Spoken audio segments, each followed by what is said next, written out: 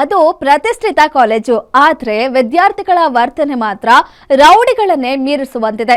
ಓದಲು ಬಂದ ವಿದ್ಯಾರ್ಥಿಗಳು ಗಾಂಜಾ ಮತ್ತು ಮದ್ಯದ ನಶೆಯಲ್ಲಿ ನಡು ರಸ್ತೆಯಲ್ಲೇ ಸಿನಿಮಾ ಸ್ಟೈಲ್ನಲ್ಲಿ ಹೊಡೆದಾಡಿಕೊಂಡಿದ್ದಾರೆ.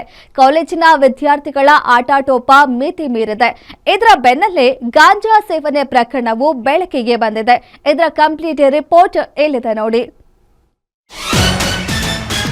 ಗಾಂಜಾ ಮತ್ತು ನಡು ರಸ್ತೆಯಲ್ಲಿ ವಿದ್ಯಾರ್ಥಿಗಳ ಫೈಟು, ಎಣ್ಣೆ ಏಟು, ಸಿಕ್ಕಲ್ಲಿ ಫುಲ್ ಪುಂಡರ ಕಿರುಕು.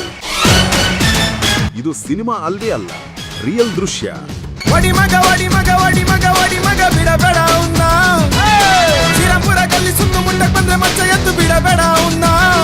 ಹೌದು, ಆನಕಲ್ ಸಮೀಪದ ವಿಬಿಎಚ್ ಬಳಿ ನಡು ರಸ್ತೆಯಲ್ಲೇ ಪ್ರತಿಷ್ಠಿತ ಕಾಲೇಜಿನ ವಿದ್ಯಾರ್ಥಿಗಳು ಪರಸ್ಪರ ಹೊಡೆದಾಡಿಕೊಂಡಿದ್ದಾರೆ.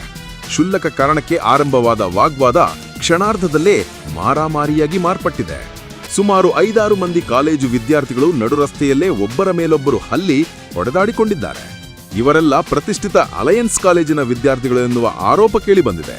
ಅಲ್ಲಿ ಪ್ರಶ್ನೆ ಮಾಡಿದ ಮಹಿಳೆಯ ಸಾರ್ವಜನಿಕರಿಗೆ ವಿದ್ಯಾರ್ಥಿಗಳು ಅವಾಜ್ ಹಾಕಿ ಗೂಂಡಾಗಿರಿ ನಡೆಸಿದ್ದಾರೆ.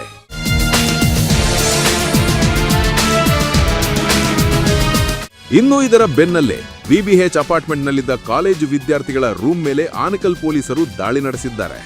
ದಾಳಿಯ ವೇಳೆ ಗಾಂಜಾ ಸೇವನೆಗೆ ಬಳಸಲಾಗಿದ್ದ ವಸ್ತುಗಳನ್ನು ವಶಪಡಿಸಿಕೊಂಡಿದ್ದಾರೆ. ಪೊಲೀಸರು ವಿದ್ಯಾರ್ಥಿಯನ್ನು ವೈದ್ಯಕೀಯ ಪರೀಕ್ಷೆಗೆ ಒಳಪಡಿಸಿದ್ದು, ಪರೀಕ್ಷೆಯಲ್ಲಿ ಗಾಂಜಾ ಸೇವಿಸಿರುವುದು ದೃಢಪಟ್ಟಿದೆ. ಈ ಸಂಬಂಧ ವಿದ್ಯಾರ್ಥಿ ಸೇರಿ 3 ವಿರುದ್ಧ ಆನಕಲ್ ಪೊಲೀಸ್ ಠಾಣೆಯಲ್ಲಿ ಪ್ರಕರಣ ದಾಖಲಾಗಿದೆ. ಈ 2 ಘಟನೆಗಳ ನಂತರ ಕಾಲೇಜು ಆಡಳಿತ ಮಂಡಳಿ ವಿದ್ಯಾರ್ಥಿಗಳ ಮೇಲೆ ಸಮರ್ಪಕ ನಿಗಾ ಇಟ್ಟಿಲ್ಲ. ಇದರಿಂದಾಗಿ ಈ ರೀತಿಯ ಘಟನೆಗಳು ಮರುಕಳಿಸುತ್ತಿವೆ ಎನ್ನುವ ಆರೋಪಗಳು ಕೇಳಿಬಂದಿದೆ.